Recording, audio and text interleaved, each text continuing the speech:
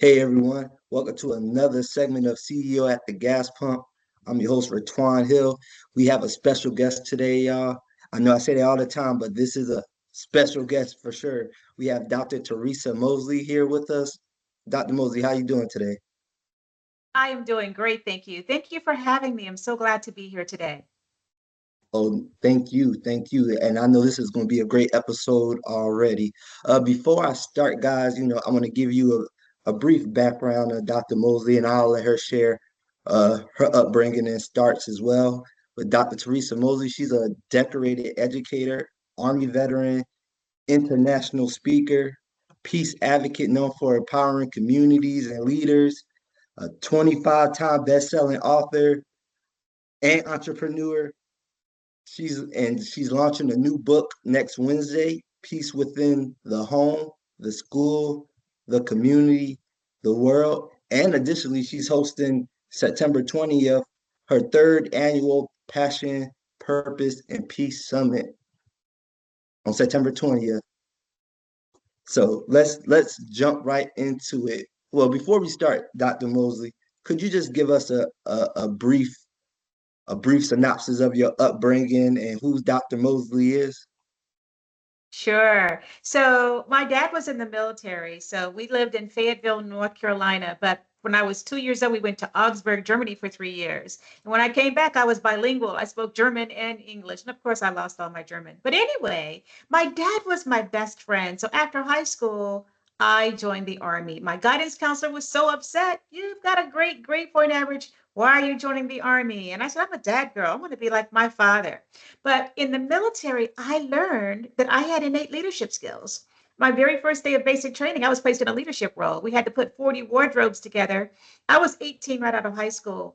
And the drill sergeant said, oh, you guys got all day, 8 hours to put them together, and we're going to give you more gear. And when he left, I said, ladies, we can get this done in a half a day. Who's good with directions? And one lady said, oh, I can just read the directions and tell you where everything goes, or just look at it. I said, okay, we need three more like her. Little girls like me, we're going to do nuts and bolts. Tall girls, the sides. We finished in 4 hours. So when the drill sergeant came back, he said, ladies, we said, yes, drill sergeant. Said, how did you finish this job so fast? Somebody said, Baby Mosley gave us roles and responsibilities based upon our strengths.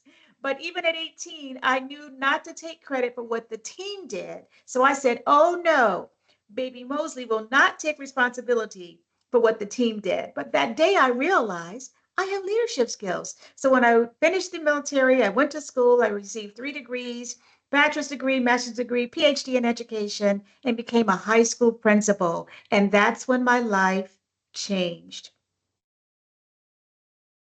Yes, ma'am, absolutely. Before we dive into your career as a principal, I want to rewind it further back. I saw in interviews where you said your purpose was evident even in your childhood. Can you share how your upbringing, for example, with your grandparents' influence, how did that set your path to leadership and peace building? Absolutely. I had four brothers, so every summer I stayed with my great grandmother in a little town called Pembroke, North Carolina. And at the age of 6 and 7, she recognized some talents in me. She says, you called me T, your gift is your voice. You've got a great voice. And she said, you also have the gift of intuition. When I was 6 and 7, I really didn't know what that meant. But I do have this insight to see things that I really shouldn't see or know things that I really shouldn't know. And I was born in the 50s when children were seen and not heard. But my great grandmother gave me my voice. So in the summer, she talked to me about her father and her great grandfather, who was a business owner. She allowed me to speak and say how I felt. And so my grandmother opened my voice. And it was a Girl Scout and being a SGA member and singing in the church choir that I realized that I loved serving others. So when I was older, I realized that my passion was my voice, my gift was my voice and intuition. My passion was serving others, but my purpose is to make the world a more peaceful place. But definitely, my great grandmother and my father influenced me quite a bit. My father was an airborne ranger. He was a gentle giant. He was strong, so sweet, and very intuitive as well. Yes, ma'am, absolutely. And how did your experience as a service member and later as a teacher and principal shape your leadership philosophy, and commitment to service? Well, I think one of the best things I did was join the military after high school because I had some innate leadership skills, but I also learned some skills. Always be on time, the importance of collaboration, the importance of communication, the importance of setting short term and long term goals for yourself. And everything I learned in the military, I transferred it to me completing 3 degrees and also being an administrator. I was only a teacher for a year. I was a guidance counselor for a few years, I was an assistant principal. I was a school improvement specialist, which I loved that job. Then high school principal, and then central office employee. So I ran the gamut of all the different jobs in the school system, and I learned a lot. We had the best professional development system, I think, in the country in Prince George's County Public Schools. That's a good segue now to talk about your experience as a principal. I understand that you had two students to violence. How did that experience inspire the No More Violence, One School, One Community, One County at a Time campaign? Yes, my first year as a high school principal, I wanted to meet all of my students, and there was one student that I hadn't met yet. And someone said, "Oh, he's in the hall today taking 2 lunches." So I found him and I said, "Hey, how you doing?" He thought he was in trouble, but he wasn't. And he goes, "I'm good." I said, "Tell me something. What are you passionate about?"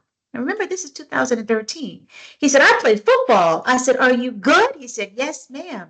I said, "That same work ethic you put in learning the football plays and strength and conditioning, put it in your academics. What do you want to do with that?" He told me he wanted to go to college and play pro ball and build a house for his mom. 2 weeks later, actually, let me back up. So we talked about that and I put him on the right path. And I said, "Okay, you need anything from me, let me know. Time for you to go to class and pull up your pants." He said, "Yes, ma'am." So as he walked down the hall, a tear just rolled down my cheek. And by the time he turned the corner, I was full blown crying. I didn't know what that was about. Once again, I have this intuition. 2 weeks later, I got the call that my student had been murdered. His life mattered. President Barack Obama said, "Every life must be given a chance to reach its full potential," that every life matters. This guy, I knew his gift, passion, and purpose in 15 minutes, to speak at his funeral and share that with my other students and family and friends. So I started the campaign for no more violence then, one school, one community, one county at a time. And then the next year, I lost another student. This time I was driving home and I saw the yellow tape and I said, "I wonder what happened over there." When I got home, my SRO called me and said, "You lost another student. He was beat and stabbed to death in a park." And I said, "That's the yellow tape that I saw." So I extended my campaign to one city, one state, one nation at a time. And I have 4 beautiful girls. They're all college educated, doing very well. But these mothers that lose their children and the amount of school violence and mass shootings, I said, "God, I have got to do something." So I went to a master's class. And there the teacher said the Mark Twain famous quote: "There are 2 days that are important: the day you were born and the day you find out why." And she said, "Dr. Teresa, what is your gift?" I said, "Well, my gift is my voice and intuition." Because what are you passionate about? I said, "I served others in the military. I served my community as a Girl Scout and in church. I served my students as an administrator. My passion is serving others." And she goes, "So what do you think your purpose is?" And I said, "I lost 2 students to violence, and luckily I haven't lost any more. But my purpose, I think, is to make this world a more peaceful place." And that's when I started writing books. My first book was Creating Ambassadors of Peace, 16 Steps. It included communicate, don't retaliate, attack the problem, not the person, love your community, and serve them well. And this is a big one: have empathy for others, especially when they don't look like you. If you're going to protest, protest. And finally, the 16th step was find your gift, know your passion, and live in your purpose, because that'll lead you to inner peace. And when you have inner peace, there's peace all around you. There's love, not hate. There's peace, not war. There's hope, not fear. So that's my mission. Yes, ma'am, absolutely. And you co-authored the Essential Soft Skills for Effective Leadership. I was the visionary author. I was the lead on that book, but I've got, over 30 experts to help me write that book. Yes, Yes. ma'am. And why do you believe soft skills like communication, empathy, adaptability are critical for leaders, and how do they tie into achieving inner peace for all? because if they use these soft skills and transformational leadership tenets, inspirational motivation, idealized influence, it actually aligns with horizontal leadership. And that's what the world needs. We need horizontal leadership where all voices are heard, where people are valued, where people are motivated to perform beyond their expectation. Do you understand if people live by these philosophies that they'll be successful and fulfilled? It's one thing to be successful, but you have to be fulfilled in what you're doing. You can work a job and make a lot of money, but if you're not happy, that's a whole nother Mhm, set of ball games. But mhm. anyway, so I wrote this book because it was needed in the world today. Steps, 10 soft skills for effective leadership, steps to leading with grace. Leadership is not about top down anymore. It's not about I'm in control, you listen to me. No, share your vision, help your people write the vision with you. Share your mission and vision in the beginning of the year and monitor it regularly, but add all the stakeholders. Have systems and structures in place where all voices can be heard, leads to a positive climate and culture. Yes, ma'am. Absolutely. And now, get into your new book that's coming out next Wednesday, The Peace Within, the home, the school, the community, the world. What themes or stories can readers expect from this collection? How Oh my did you goodness. and how did you bring together the contributing authors, and what impact do you hope it will have on readers and the communities? Yes, well, first and foremost, September the 17th through the 21st is International Peace Week. And every year Mhm. during International Peace Week, I release a book on peace aligned with my conference. And this year, the theme of my conference is Peace Within. So I actually have a not for sale copy in front of me. So this book, I with people I met overseas. It's international. I have people from the UK, people from India, people from Canada, local people in this Maryland, people from the United States. And we talk about peace within the home, the school, the community, and the world. And I just want to share some of the topics with you. Harmony in action, cultivating peace, global peace. Peace within, survivor path to harmonious home. Peace within the schools, cultivating unity, fostering peace in the communities. Searching for peace from within, the oxygen mask effect in our homes, workplace, and communities. The neuroscience of choosing peace within. My home, my peace, my sovereignty authority of peace as my divine right. Peace in the middle of cancer. Peace leadership, discipline, love, and compassion. So as you can see, networking without the noise, peace without the chaos. As you can see, there's a whole lot of conventional wisdom in this book, a lot of funded knowledge as well. And each co author, their responsibility was to include practical strategies and activities for people to implement to have peace within. That's why I'm so excited about this book. This is a resource book. At first, I said, oh, you just need to read this book when you need a chapter on, let's say, meditation. But after I read the book, no, take the book, read it from front to back because it's just that important. It's a wonderful book. Yes, ma'am. Could you share one inspiring story or lesson from the book that resonated with you strongly? Yes, there was a person that wrote about surviving cancer, how she had to have peace within. Like she was for breast cancer, she was walking around and then the cancer had spread to the spine, but she's still walking around. Like you have to really have the will to live. You have to really have peace from within. When you take the time to pray, to meditate, and to relax your mind, anything is possible. She's alive today and she's thriving because she has peace within. Absolutely, absolutely. Now, Passion, Purpose, and Peace Summit, for those unfamiliar with it, what inspired you to start and how did it begin?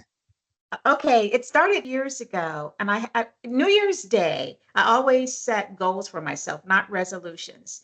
But I prayed first, and I said, God, what can I do more than travel internationally speaking, more than writing books? What can I do?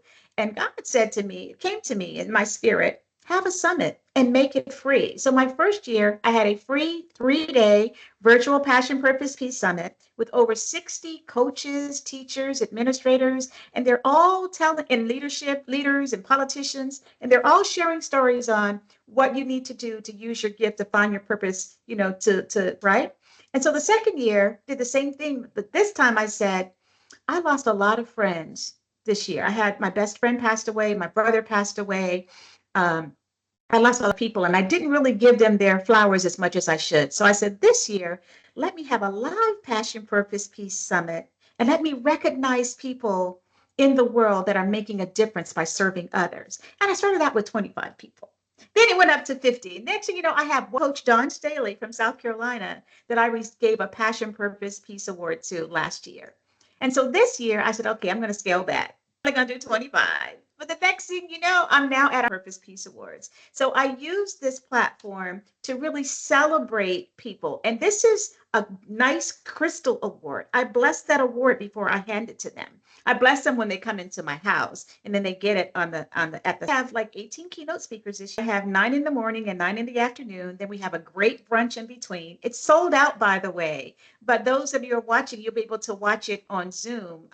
Just go to my website, masterspeace.com, and I'll have that link up real soon. But anyway, so yeah, so my keynotes here are powerful. We have people who are still trying to survive cancer. We have a person who lost their wife and their leg, but they're now running marathons. You know, we have people kicked out of school, but now own their own business and have a PhD. So I have strong people speaking about how they overcame adversity to live in their purpose, to find inner peace. I'm so excited about this year. Yes, ma'am. Could you tell us some of the keynote speakers or honorees and the themes that will be highlighted this year? Yes. So we have Teron Jackson, who is a motivational speaker. He runs marathons. He's the person that lost his wife while on vacation. We have Sean Fair. He is the founder of the Leadership Experience Tour.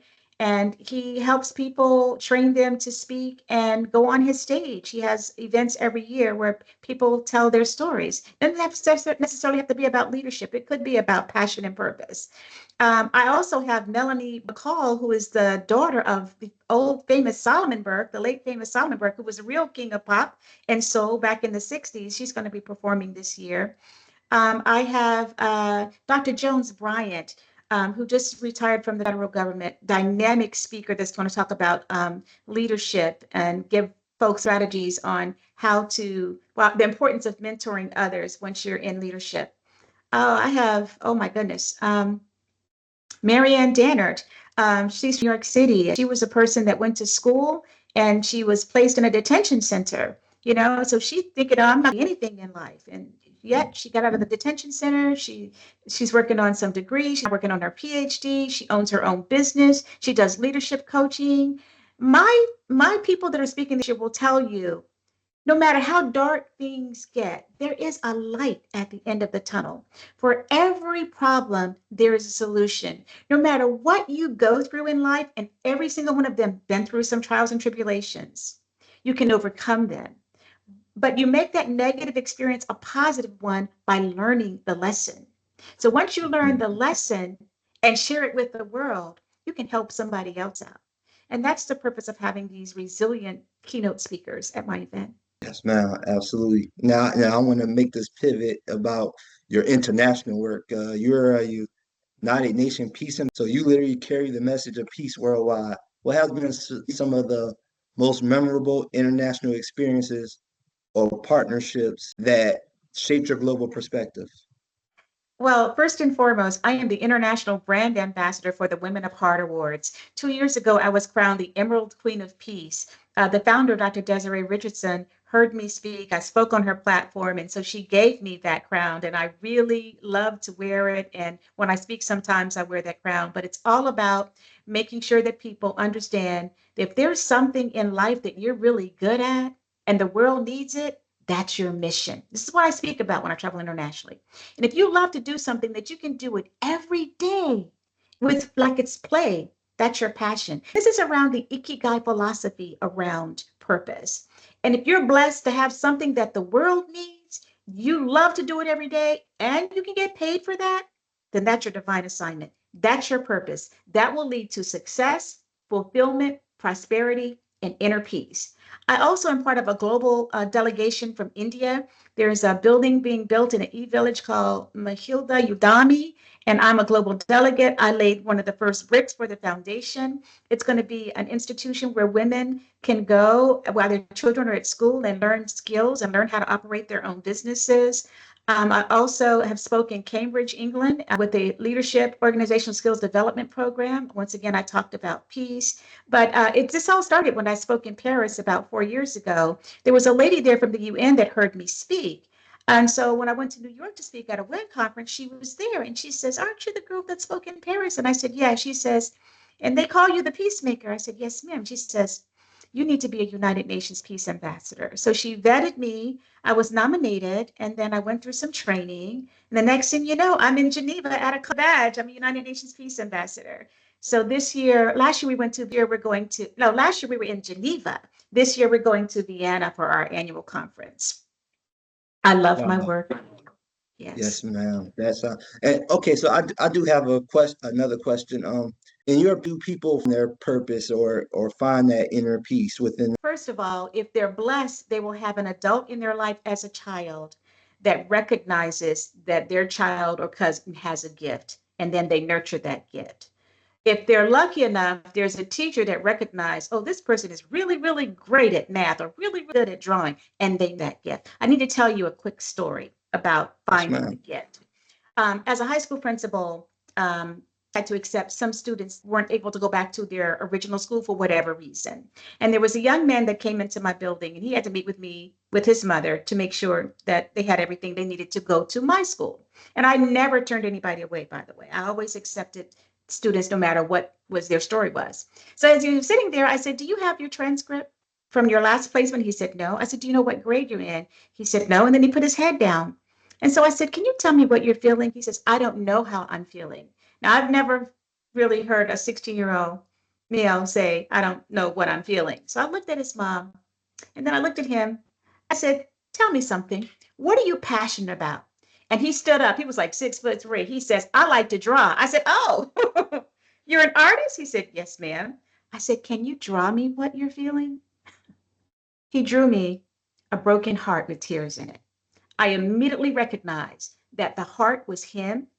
And I told him, "That heart is you, son, but tell your mother what all of those tears are." And he said, "Not getting me art supplies when I was young, trying to force me to play football and basketball when I didn't like it, getting blamed for things when I'm tall and I didn't really do it." And I said, "Okay, stop, time out."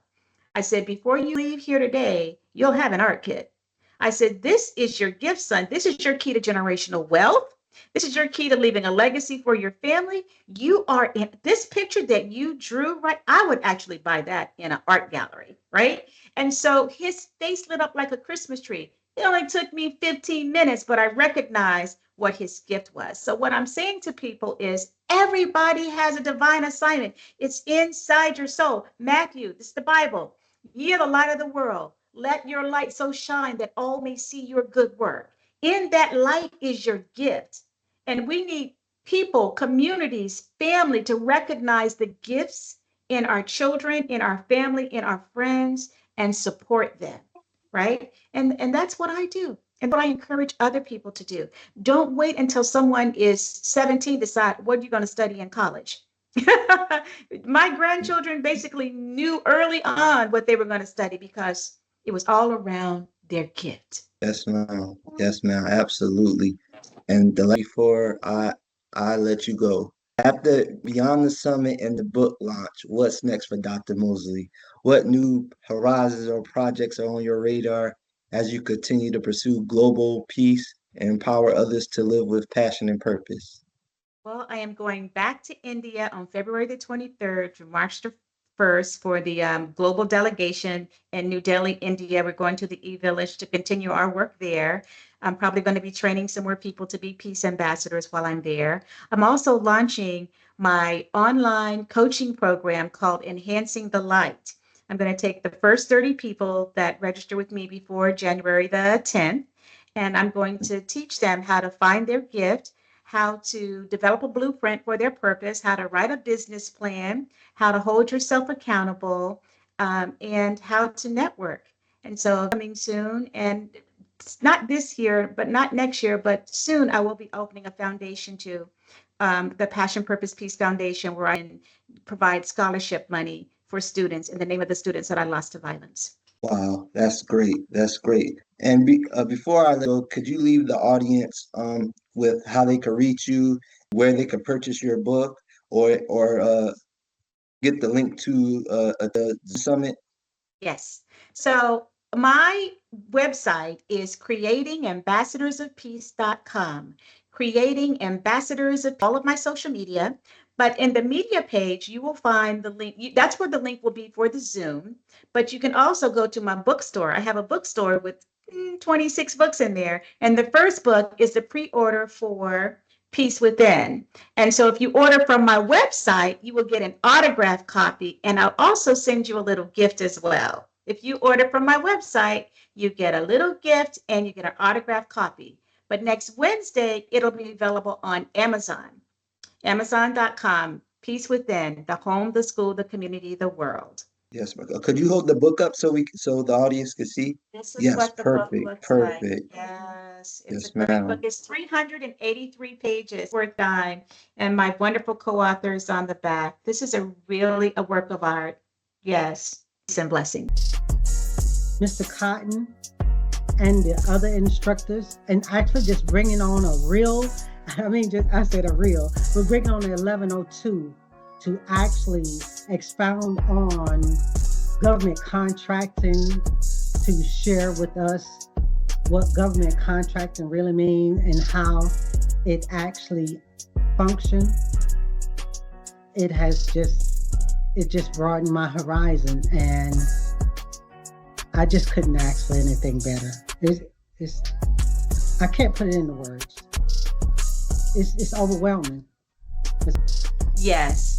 Mr. Walter Cotton is an amazing person. For him to put together this curriculum so quick, so fast, in 6 weeks, and provide us with all of this content knowledge and pair us with people like you and Kermit and other people that are service disabled veterans to join together, to join a club, to empower each other, that's something that I love. And I will always be a part of this because I learned so much. And once again, I like the journey that we are getting to create that generational wealth and leave a legacy for our family.